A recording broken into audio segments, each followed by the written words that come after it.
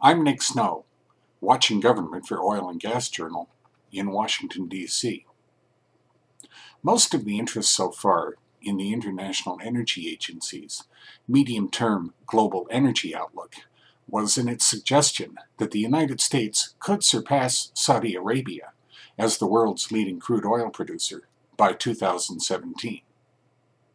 But the forecast also included refining predictions that may be significant too.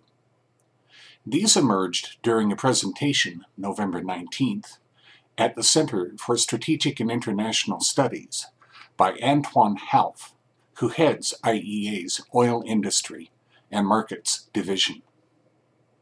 He said that growth in global refining capacity could run ahead of demand, dominated by China and India, which commissioned significant expansion projects during 2011's second half and 2012.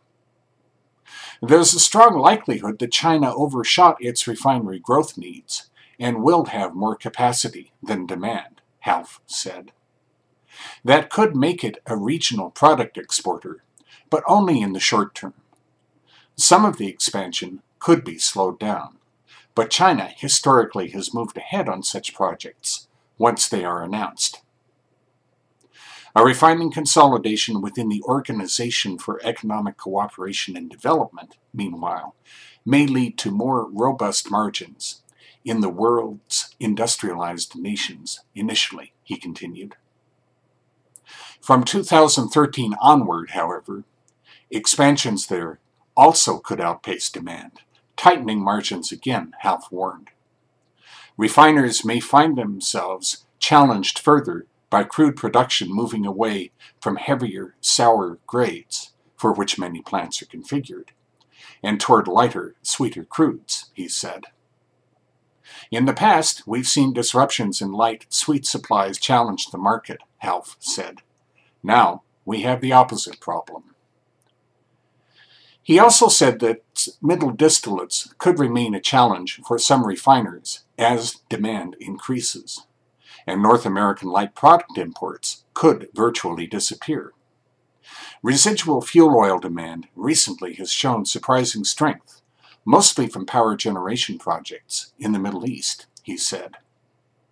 Finally, Half suggested that the U.S. could begin exporting petroleum, but as products, not crude.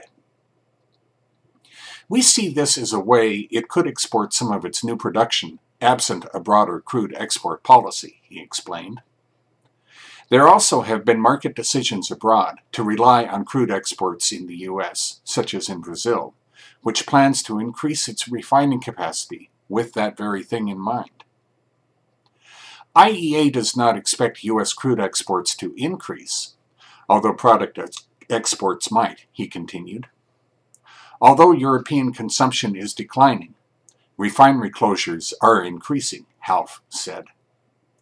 There's some concern among policymakers there that they might have overshot their environmental measures, and some refineries there could go on life support, he said.